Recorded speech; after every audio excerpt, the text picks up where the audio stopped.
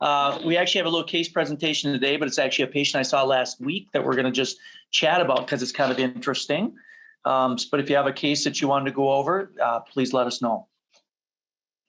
Upcoming, in 2 weeks, we're going to talk about opioid use disorders and benzos. So that overlap of benzodiazepines with patients who have opioid use disorders. And then you can see alcohol a couple weeks after that, and then stimulants. So we're kind of running through the other use disorder substances. And again, this week, tomorrow, actually, I'm going to be doing two different things. I'm going to talk about the nitazines, which are a new opioid that has caused quite a few deaths in the country that we'll talk about. It's the new fentanyl. It's not really related, but it's a very potent opioid receptor agonist. And at the end of that, I'm going to do a short burst on burst. Is that something? No. I'm going to do a short burst on blurb on wooden chest syndrome, which is what happens when you sometimes use fentanyl and some of the things like the nitazines that is probably responsible for some of the deaths. So it's a little bit about Pinocchio and wooden chest syndrome. So you'll have to wait till tomorrow to kind of find out what that's really about. It is super. It's fascinating.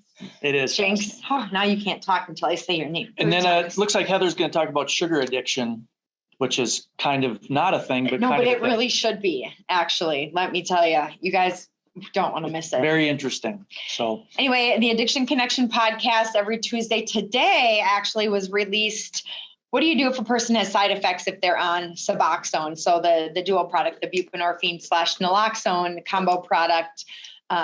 What should you do? Should you switch them to something else? Subutex, this is a very controversial topic, but that is the topic of today. And we are going to have a special release on Thursday as well. A second one this week. I just don't remember what it is.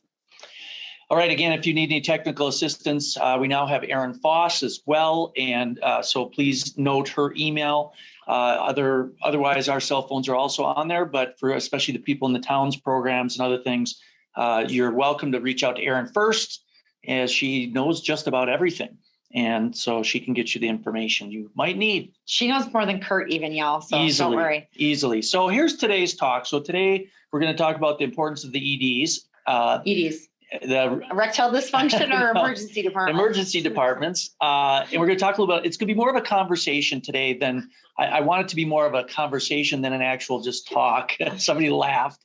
But anyway, so we're going to talk about that, some of the barriers to using buprenorphine in the emergency departments, and as well kind of the impact on care and retention of patients who get it while they're in the emergency room department. Yeah. Anyway, I have to be careful what I say. So let's talk a little bit about emergency department statistics. And I think one of the things we got to think about is how big an issue this is. You know, is this something that we that's really causing a lot of patients harm by not getting their buprenorphine in the emergency rooms? And, you know, really how many patients actually come to the emergency rooms because of some of the issues with opioids.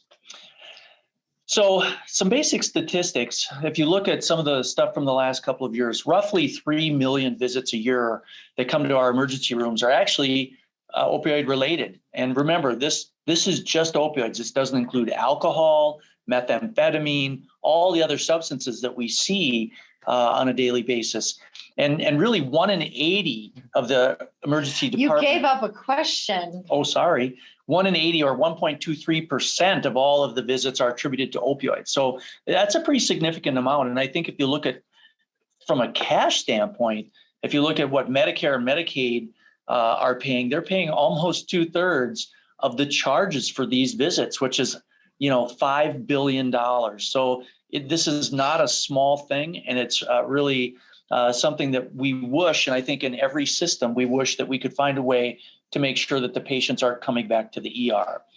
So, oh my goodness. And she did have a question. We don't have real official polls because that's just too complicated when we don't host the poll. But just to kind of put that into perspective, I know Kurt already gave the answer, but it's just. Yeah, 1 in 80. And again, if we think about substances in general, it's probably around 5 or 6% of the emergency room visits are due to some substance. So again, 27% of those opioid-related visits were opioid overdoses, right? So we're talking almost 800,000 overdoses in our country. So 1 in 80 visits were opioid related. So it's a significant problem, and it's clearly one that we need to address.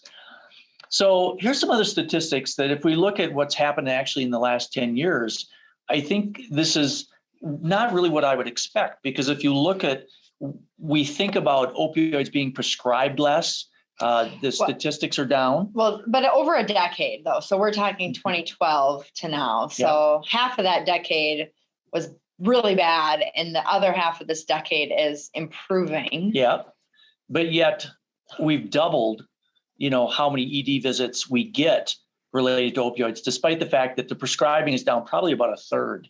And so we still have a significant problem. And again, fentanyl is certainly part of that, because fentanyl is bringing people in, I think, a lot faster than heroin did because of the overdoses.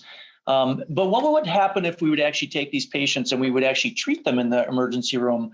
What we would find, and what they do find, is that you can decrease overdose deaths by about 42%. Which is, almost half if we were to address the issue right away in the ER. And really 51%, we could have a 51% decrease in overdoses related to these ED visits. So if that $5 billion that Medicaid and Medicare are putting out, half of that money we could save if we would actually do something with the patients that are coming into our ERs. And so it's really, I think, a pretty big topic. It's something that every community really needs to address. And it's certainly something that we're very focused on where we are. It sounded like you were going to say something. So fewer than 20% of the ED patients in need actually receive the medications for OUD. So 1 in 5 patients that goes to an emergency department actually gets buprenorphine. And I would say, rurally, it's probably half of that or less. Probably much less.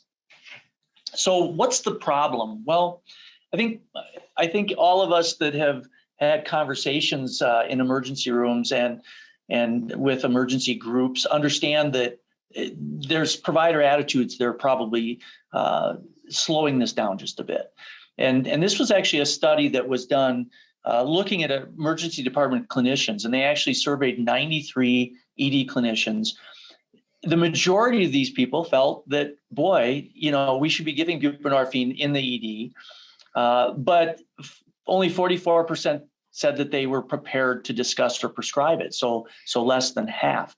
So basically, twice as many people felt it was a good thing than really wanted to prescribe it, which is really something that's very common. And as we go around rural Minnesota, it's very unusual in any small ER to have anybody that's prescribing buprenorphine.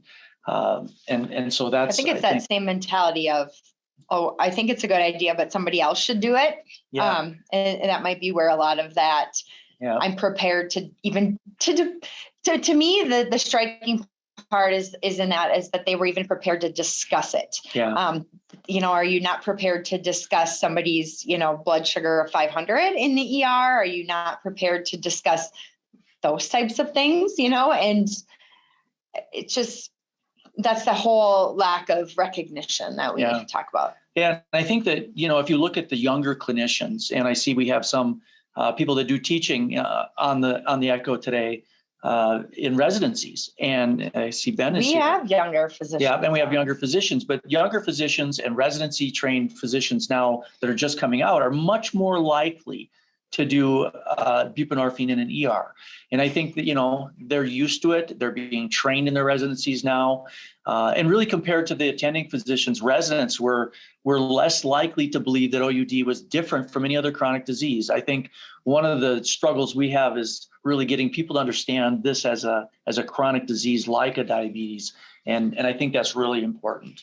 Which is a common thread, I think, in everything use disorder, opioid use disorder that we face throughout this time is understanding. Yeah. So, there was this study here done, and actually that barriers and facilitators should be up a little higher. This was the study called Barriers and Facilitators to Clinical Readiness to Provide Emergency Department Initiated Buprenorphine. And they actually surveyed 268 physicians. And it's really hard for me to imagine that of these people working in the ER, only 9 of 268 at that time, and this is a very new study, this is just in the last year or two, were actually wavered. and only 56 of those 268 felt competent to prescribe. So only about 20%. And so there is an enormous gap. And I guess our question to everybody here is, what do you feel like are the biggest barriers to buprenorphine being started in an ER? And you can certainly. Oh, I love that. So yeah, please chat in or unmute. This is kind of where we want to have a conversation. This talk isn't a million slides long, which is per our usual, but so, I mean, there are so many barriers. What do you all think is like the top barrier? Cassandra messaged in stigma on using meds. So it's that whole drug for a drug mentality. That's huge. Not confident in their skills to prescribe it. They're not set up to provide it, which I think is huge. I have a comment about that in a second. Not enough support, leadership, community, don't have the time, experience, place to hand off to in the ED, not having trained with it. These are all fabulous. Yeah, and we'll talk about this a little bit because they talk about in this article some of these barriers. So, I have a question. Yes. I'm just curious as to where self-start falls within the prescribing of buprenorphine. I mean, if does that make sense? Like self-start in terms of a patient who has started their own buprenorphine on the street? Yeah. Well, or I've seen that as a potential for is like a rapid self-start and then like a slow self-start. So I'm just curious as to where that would fall into like an emergency department. Like if a provider's like, okay, well, this patient doesn't want it right now, but I'm willing to prescribe, or like they just don't want to do anything with it. And they're like, here, you go ahead and figure it out on your own, kind of. There's a couple of problems with that if the patient doesn't want to start it in the ER. And we'll talk about that in a minute with some of the things we're going to talk about, whether or not an ER doctor can prescribe, because some can prescribe without a waiver, actually. But if you don't have a waiver, you can't send people home with medication. So we'll talk about that in just a moment. Yeah. Okay. That's a great question. So moving on. Where's my mouse go? Yeah, find the thing. There we go. So what are the questions? Go ahead. So, there's a lot of who's involved in this. And there's a few of those barriers that were mentioned in the chat. And this is kind of, this was going to be a chat, but I want you all to kind of think as like, there are so many barriers, but there's so many people that have the chance to be a barrier. And so, I'm not going to make y'all chat this in, but it's kind of understanding that the patient can have barriers. Patients sometimes say, especially with fentanyl now, well, I can't take buprenorphine because it's going to make me sick. Because, back in the day of heroin, you could take buprenorphine on the street. You knew how to take it. Everybody took it. Fentanyl, they all go into precipitated withdrawal because it's, the different dosing like we've talked about. And so sometimes patients don't want to, or patients have, the stigma against being on meds. The provider, is there a stigma issue with the provider? Is that the barrier? Is that the provider doesn't think that this is a good idea, that they don't want to do it, they don't have time to do it, they don't know how to do it? Is it family members? If a family member comes in, family members sometimes are huge barriers to MAT, whether you're in the ER, in the clinic, or in society, is that, no, this person needs to choose to stop. They need to choose abstinence. They need to don't use it. Like those are things you hear. Nurses in the ER. This was interesting to us when we first started doing this in the ER in Little Falls was, if you're thinking about an emergency department and you think about a patient coming in with an overdose or just got Narcan, if they just got Narcan, they are not happy because they are in instant withdrawal, which is not a pretty situation. And I'm sorry, but the doctors and the providers are not dealing with that for the most part. It's the nurses that get to deal with that. They get the brunt of it all. And they have to try to tell the patient to not leave AMA. They have to try to convince the patient that something has to happen. And so it's really getting them to understand. And that education component is that this could make your life in the ER much easier. Social services. Does your community have social service ability? Is this some type of like a crisis line, or does social services even agree with this? There are just so many people barriers that you have to break through all of these. And then we could talk about health systems and pharmacies and all of those things, but these are just the direct people who you will run into in an emergency department. All right. And back to this little study. So some of the barriers that they noted in the study actually when they actually interviewed the physicians was probably number one was the lack of formal training. And again, that has changed dramatically. I think that we're seeing all of the residencies really embracing this. Some of the concerns being limited knowledge of local treatment resources. So somebody had mentioned in the chat, where do we send this patient once we start them? Is there that availability? And really the third thing was really this lack of protocols. Now in our ER, when we were in Little Falls, we set those all up. So it was a recipe for them to really just go to if a patient came in. But I think one of the most interesting things is that the perception that it falls outside of the scope of the ED, right? That for some reason this patient is different than other patients that come in crisis or having problems. And that's the one thing I think we really have to change is this is in the scope, this is an emergency, and we can really save a life there, just like we can save a life with any medical problem. Yeah, and I think it's that whole thing about every ER doctor needs to have, trauma certifications and ATLS, or that is trauma, ACLS, but trauma is so much less even more infrequent than overdoses and that opioid related things, but they don't need to have that waiver. One thing with the formal training though, is I think a lot of primary care residencies are doing the training of the MAT, but emergency department residencies, so like ER residencies aren't doing a ton of this yet. And then to get ER providers who are ER physicians, oftentimes, especially in Minnesota, work for, these EPA, they're contracted ER organizations that manage ERs in throughout the state. And that organization doesn't train, and the hospital contracts with them, but they're not employees of the hospital. So it's kind of like, how do you get them to do the training? Yeah. So really, what are the other barriers we hear? We've already kind of chatted about this, the stigma. Again, patients feel an enormous amount of shame. There's this whole perception that this is not a disease. And a lot of times people will hesitate to seek help, because they don't think there is that treatment ability there. They don't think that they're going to go to the ER and they're going to get that treatment that they need. And so a lot of times they just won't go. Can I make a comment about treatment? Yes. I think sometimes it's kind of like the mental health person comes into the ER and you think they have to go to mental health inpatient, but they don't always need to. And I think when you have a person coming into the emergency department, there's this feeling that, oh my gosh, they have every use disorder under the sun. They just had an overdose. Now we need to get them into inpatient addiction care right now.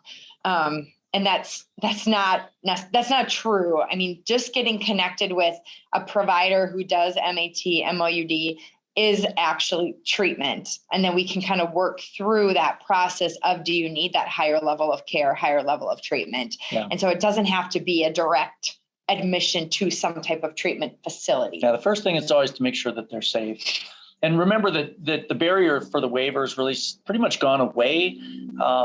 But one of the issues that's really caused a little trouble is that I think often in the ERs, especially rurally, providers in the ER don't realize that they can prescribe without the waiver. There is that 3-day rule.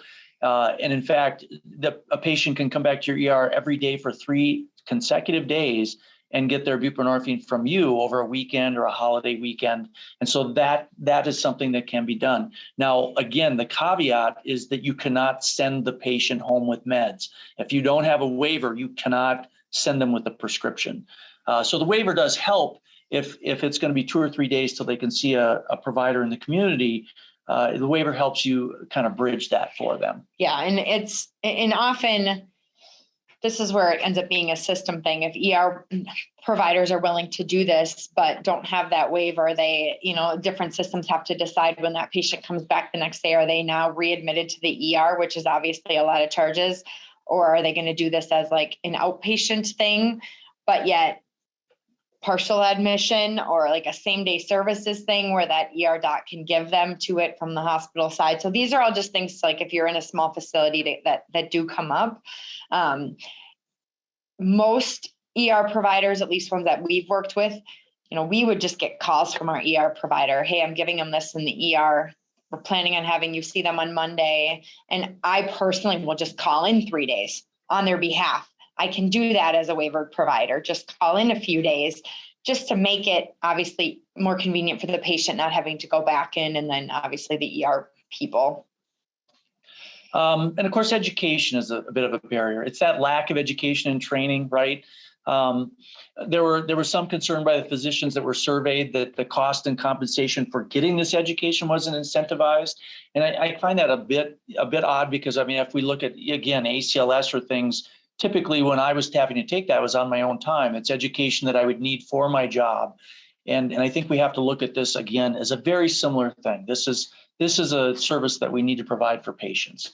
Except a lot of hospitals are incentivizing it. Yeah, now. and they are now trying to get that going. One of the interesting things that's come up over the years, often when we've had conversations in ERs, there's this concern that we're going to fill up a bed and then we won't be able to take care of the other patients. And it's interesting when you look at the statistics on this from Prescaney, the average ER stay is 3.7 hours. And if we look at, really how long does it take to get somebody's buprenorphine level to a point where they can leave the ER, it's about 3.4 hours. And so these aren't people that are tying up beds for the entire day. And in fact, I tell you now with fentanyl, if we're low dosing, some of us tend to go low dose. And a lot of times we'll low dose those patients, just watch them for 20 minutes. And then we can let them go. So we don't have to keep them forever. That's a great question. As far as if a patient, different ER providers from day to day, then it does start over at the new provider. Actually, is their day one, because they are prescribing it for the first time. Not prescribing it, they are administering it or ordering it through the hospital. So that would technically be back at day one. That's going to be a nice little loophole in the system, because then you could technically have a patient come back darn near every day. Obviously, not an ideal world. If it's 4th of July weekend and it's a long weekend, then maybe. Hospital providers, just as a total aside, can also do this in the hospital. They can prescribe or, administer, order Suboxone for an inpatient stay. They just can't send the patient home with it. Yeah. So they are able to do that during a hospitalization for as many days as needed. They just can't discharge them with a prescription. Okay. And again, one of the biggest barriers we see is fear. Boy, why people are afraid of buprenorphine. They see this as just this scary drug. Dude, we admitted our first patient to the ICU. So let's not pretend we are like heroes here. Yeah, we did. We admitted our first patient to the ICU to start him on buprenorphine, and he was the healthiest ICU patient you've ever seen in your life. Okay, that's true. But remember, it's that whole discomfort with the unknown. And I think that, one of the issues always as well is just identifying opioid use disorder. We've had patients that tell us stories of how they showed up in the ER and they looked like they had gastroenteritis, and they got treated as gastroenteritis and then got some pain meds for their abdominal pain that they were having from their withdrawal. So it's really about identifying it as well, or thinking about it. The dosing of the medication, I can understand now why that's a little bit more of a fear. With fentanyl, we have had a lot of patients who tell us stories about precipitated withdrawal, taking Suboxone on their own that they bought on the street. And so really dosing it is always a little bit of a concern. And I think that, again, the training really helps with that. I think often, the nurse's concern is always how you monitor these patients, doing the COW score, doing these kinds of things so that we know the patient is ready. And again, remember, if they've got Narcan, it's pretty clear that they're ready because they're in withdrawal. Although oftentimes, remember, when people get Narcan, if they've had a lot of fentanyl on board, they can get Narcan and then overdose 20 minutes later. And so we have to be really careful with how we do things. But okay, so I have to just make a caveat with that whole thing is, scary of the dosing. Our ER doc in Little Falls, who was definitely afraid to do this, but understood that it was the right thing to do. He had us easy access. We could get these patients into our clinic right away. He no longer is in Little Falls, and he's in a different rural community in Minnesota. And he still called us hey, I have this patient here. I haven't done Suboxone in the ER in a really long time because I'm in this place that doesn't do it. What do you think? And we just walked him through the dosing. I mean, I think it was even like a text message conversation took 5 minutes, and that was it. And so that's where take our cell phones down. This is not difficult, but it is scary. I mean, and I can relate to it being scary, but just having backup, or at least phone a friend, is a good option. Phone a friend. Phone a friend. So, and one of the things too that we have found is availability. We've had some of the smaller hospitals that don't even carry buprenorphine. And so getting it in the hospital is also a key, and having multiple doses, especially now with sometimes if we're doing low dose, low dosing, we sometimes will want to cut even a 2 milligram. And so having a couple different sizes, an 8 and a 2 on the formulary at your hospital can be just all that you need to keep around. People don't want to have a lot of medicine around that costs a lot of money, but just making sure that it's there. So way early on in this, we had a semi-decently sized rural community that had a patient on their way to the ER to get Suboxone, and they didn't have it. So this poor patient had to drive all the way to Little Falls to get it, but did well. I mean, but now they have it. Now they have it.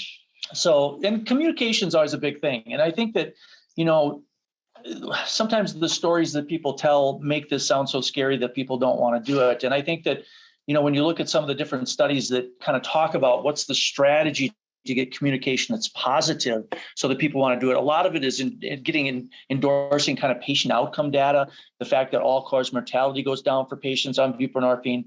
Often it's getting the younger doctors in the group to really provide kind of that teaching to the people that have been in practice longer. And I think that's a great way to learn. They just better partner with an older provider, because they sometimes don't have that same impact. And don't necessarily get looked at. Yeah. And I think that demonstrating success stories too is really helpful. I mean, I think that of all the stories we've told all these years, a lot of times those can make such an impact on people, how patients, just like patients that I see that are buying houses, having children, and changing their lives. It's such a big way to kind of tell people how important this is. And I think the protocols, so communicating protocols, making those available, we can bridge those gaps of communication that sometimes make this difficult.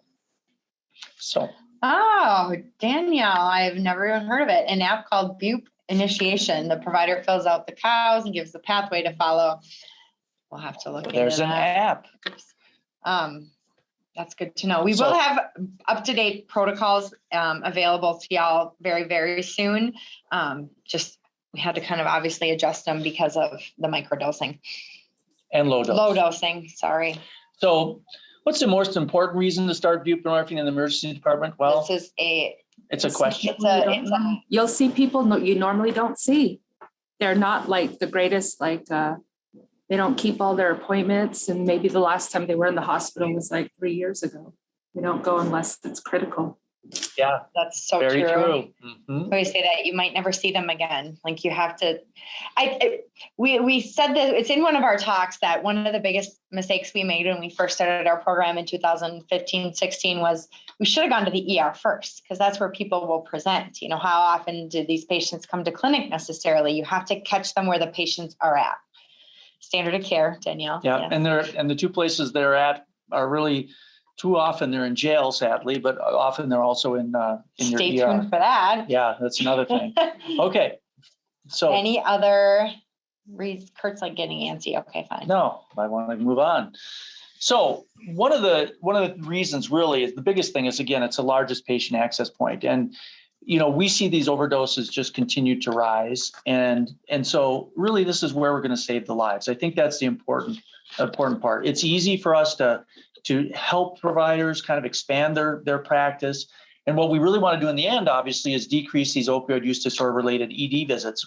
I mean, we both had a little orientation here at work with population health. And one of their big things is keeping patients from coming to the ER for things that are avoidable. This is one of the most avoidable things of all time. If we were treating and assessing these patients in the ER, they would not be coming back to the ER with such frequency. And probably the way that you get to really sell it is by saving systems and government's money. And I think that this can. So I think those are the big things. So what kind of things do we want to talk about when we're working with addiction? And I think, the neurobiology and the brain changes, we have to convince other people that again, this is a disease. There was Thomas, maybe you remember the name of that movie that patient said yesterday, but there's this movie that it really talked about the heritability and how it is a biopsychosocial pleasure, something or other. It's in my notebook. And it really talks about this. And he said, when he watched this movie, he kind of went from understanding to really understanding, but it's really talking about how this is genetic, how all these things interplay, why this isn't a choice, how it really impacts, the midbrain, the pleasure centers of the brain, takes away the adulting in the prefrontal cortex. It's a hard discussion because it's complicated. And so it's really being able to understand that, to not only have your own understanding of it, but to be able to teach and educate others on that. Yeah. And I think that that reward and that positive reinforcement, obviously, as people use more, that goes away. And they end up in this cycle where, again, they're using only to keep away their withdrawal. And I think I have these same conversations with patients. I think it's important that people understand that this is a disease, but often we have to have that conversation with patients. And I can tell you on Tuesday or last Friday, I had this conversation with a patient because he felt so terrible about what he had done, right? That he had used all these illicit opioids. And I had the whole talk with him about heritability, because when he took an opioid, it made a big difference to him that in other people, they take it and they feel nothing. So patients need that sometimes as well. So important to know. And remember, when we look at the emergency department, again, the CARE Act is what gave the emergency doctors that chance to prescribe buprenorphine for those 3 days, even without a waiver. It's just a way to really kind of get their feet wet in the buprenorphine, if you will. I just love that they actually, in this CARE Act, which is like 2019 or whatever, 2018, they actually call it a medical emergency, yet the rest of the world hasn't caught up that this truly is a medical emergency. So, and remember, it has to qualify as a medical emergency. Thank you, Heather. And so any patient in the ED and withdrawal, that's a medical emergency, or any patient that's inpatient. So it doesn't take much to qualify for that. So I think it's important that we understand it is an emergency, and that's what we have to convey to the people working in our ERs. But again, it comes back to that recognition, because sometimes, especially in the inpatient, you might not know that until they start withdrawal in the hospital, and now you think they have like severe sepsis and they're really just an opioid withdrawal. Yeah. So this is some of the best statistics I think I've ever seen, and I just sent this to my boss this morning, because we really want to do things with our ERs and get things moving. And that if you look at patients that come to the ER and they've had a non-fatal overdose, in the next 5 years, almost 20% of those patients are dead. That's 1 in 5. And so what are we doing by not treating this? We're killing 1/5 of those patients that overdose. And if you look at just that first year mortality, it's half of that. Half of the mortality is in the first year. So we're talking almost 10% of the people that we see, 1 in 10 that comes to the ER with an overdose, can be dead in a year. And if that isn't a good reason to do buprenorphine, it should be illegal not to, frankly. So I think that's really important. I didn't see what April. Okay, no, that's a great question. Are they people who come into the emergency department because of opioid overdose being given naloxone Narcan when they leave? Is that coming up? Well, it's not coming up, but it's something that we talk about. They don't. A lot of times they don't get Narcan, they don't get Suboxone. And some, let's face it, a lot of them sign out AMA because they feel so terrible, they get up and they leave. And I think that's when we have to engage them and say, let's give you something to take this away.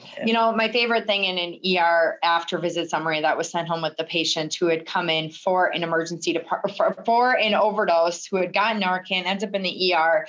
The provider wrote in there, stop using heroin. Like, that is what the patient got sent out with. No Narcan, no Suboxone, no follow-up appointment. I was right down the hall, even in clinic at the moment. So was Kurt, and they were told, don't use heroin. Yeah, you should stop using. Consider not using illegal opioids. Don't use drugs. Oh my gosh, light bulb moment. Thank you for that. So again, that warm handoff and retention is the key. Obviously, the first step, if we don't get buprenorphine under somebody's tongue when they're in the ER, we've just missed it. But that second step is really making sure that they have that connection. And that's something that we're really looking at, even from a grant standpoint, that I won't talk about. But I think that's it's just getting them to the right person in the community as quick as possible. So I think It that's had to important. be a track picture. Yeah. So does it work? So let's talk a little bit about the retention and treatment after ER department initiated buprenorphine, because this is very interesting. This was Jennings et al. And basically what they did, the first study that I found showed about how they would, after the induction of a patient, they would have them speak with a peer recovery specialist. And they would actually, all they would do is just make the referral and get that all set up before they would leave. Okay, very simple thing. We just got to get this patient appointment. They've been giving buprenorphine, and then they finally get out the door. And just randomly guess I didn't how know that often, was there. That's because you didn't look through the slides when I sent them to you. Yeah. How often do you think patients do show up? So now they've been given this referral, they got this appointment set up. Just throw out some numbers, everybody. How often do you think patients show up for that first visit after they got their buprenorphine in the emergency department? 50%'s on the board. Anybody else? Everybody's going with 50. Ooh, Lisa went up to 80. A lot of people are hanging in there around 80. Well, here's what goes on. And actually, there's been a couple of studies that have been done here recently. In the first study, it was pretty close to 80. I love the glass half full people. Yeah. Yeah. So 77% of the patients in this study actually arrived for their first community visit. And I think that the perception really is that we're going to do this in the ER and no one's going to keep their appointment. And some of them do not, right? We've all been there with an empty space on our schedule. But if 7 or 8 out of 10 show up, we're winning. Okay. At 30 days, almost half of these patients were still in the program. Again, that's 43% more than we had to start with. And maybe they'll stick next time. Just like we all see, patients go to treatment multiple times sometimes before it really sticks. And I don't think that this is unreasonable to think that they may have to get treated a couple times before they actually stick to your program. We've had patients that left and came back to our program a half a dozen times and are doing great right now. So I think we just always feel like we can't give up. But meantime in the program was 157 days. There was actually over 500 people in this study. So it's almost 80% of those people. I think maybe Ben had read this study. I don't know. Good. Next slide. Somebody else said 82. Yeah, somebody else said 80. So there was actually a second study, in case you didn't believe my first study. These, again, are just from the last couple of years. But they did this one with social workers and not peer recovery. And they did kind of the same thing. They got an induction, kind of a warm handoff into the community. And here's what they found. This was Kelly et al. This was just in ER medicine just in the last year.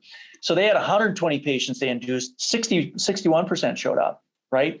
And 39%, which is pretty close to 43% of the other study at 30 days. So again, these are patients that weren't, we got more people in programs. So what you're saying is they listen to peer recovery specialists more than social workers? Just slightly, but I wasn't going to say that, just slightly. But we all know that peer recovery really does work. And we certainly had one in our clinic, and I thought it was fabulous. And I think it's just a lot of where you are. I mean, clearly we don't have peer recovery specialists in every rural emergency department. You don't even always have social workers anywhere near an emergency department in the middle of I mean, you don't even have providers sometimes on site in some of these rural emergency departments. Sometimes you don't have an emergency department. So like Mille Lacs.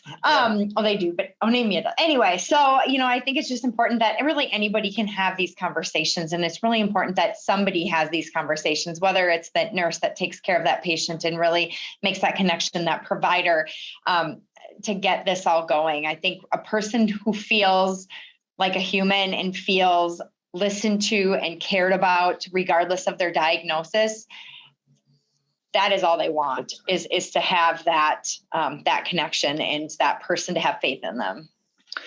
So what is success? And I think that as we all look forward to what we should be doing in our ERs, this is kind of the summary. We need to have this seamless care. If we don't have seamless care, again, a fifth of these patients in 5 years are going to be dead, and 10% of them are going to be dead in a year. And so every one of those people that we can somehow pick out of the ER and get to our community providers, the better. And I think this just underlines the importance of the ER in every community. What I would say is, it's important to have that. You can't send a patient home from the emergency department saying, here, go call this clinic and make an appointment to continue your buprenorphine. We know how many patients actually call and make that anyway. in most places now, if you were in for a diabetic, if you were a diabetic in there, if you were in for heart failure, someone saw that and someone's calling you to do that little follow-up visit. So, I think it is important, especially they don't have a home, they might not have a contact or phone number or whatever. Like if somebody can sit and help them make that appointment or make that connection, or, sometimes if it was after hours in Little Falls and there's no way to call and get them scheduled in the clinic, they knew that they could just say, Dr. Heather, Dr. Kurtz in clinic on Monday, show up at the clinic, 8:30, tell them you're there to see one of them, and we would just see them. Yeah. That's better than nothing. So really, no, back up. I'm not done. So remember that we're trying to decrease the ED visits, right? We're trying to have a stigma-free place for them to go. And I think it is so important that when a patient is in an ER, a clinic, anywhere, that we use the correct words, that we don't alienate them the minute they come to our front desk. Just like every clinic, that front desk is the most important place, and they have to be welcomed in right away. And so that's important. And really just getting them and retaining as many of them we can. I think most people can retain roughly, 60 to 65% of their patients in a BUP program, but coming from the ER to your program, it might be less for a while. So again, bottom line, we want less death. Alice, love your question. Somebody asked about the information about these patients that were in those studies. Here's your studies. It's too wordy to put it all on the slides. Is there a database list of MAT providers in each county? So stay tuned. You can go to the state site. You can go to the SAMHSA site and look at providers. Not every provider who's waivered even has to put their name on that thing. You have the choice when you take your course. So it's not a great list. Through Stratus coming very, very, very soon, we are going to have an online resource center. So all of these echoes will be posted there. There'll actually be a little bit of a communication place that y'all can talk to each other and us on. And we will have provider lists, like how do you connect with a clinic? How do you connect with a provider? Who is that nurse that can be called? So stay tuned. It's coming within the next month or two. I shouldn't probably speak too Most of the time people just call us and we tell them where they are. Please call us or Aaron, and we can tell you where the closest person to you is, because there is somebody, I think, at least within an hour, if not a half an hour of everybody. Okay. Other questions? Otherwise, I'm going to pop up this little case. You are? Well, you are. And we're going to just kind of run through kind of an interesting person that I just saw last week that raised a lot of questions for fun patient. Yeah. And I think, Carrie published. You want Kurt to write this? No, I'm just kidding. I'm just kidding. No, and I think this was a lot of stars aligning, and I think this was a really good patient to present and to discuss. I wish every methadone clinic patient was like this. Yeah. And so it's not impossible to switch a patient who's on a normal dose. And an average methadone dose, what a patient should need if they have opioid use disorder, is around that 80 to 90 milligrams total daily dose. In an ideal world, we don't try to transition them over until they're below 30 milligrams a day. And Kurt's tapering was very well, and it was very cautious. Mm-hmm. And I think a lot of that has to do with the patient and looking at the whole patient, a 70-year-old male with other health issues.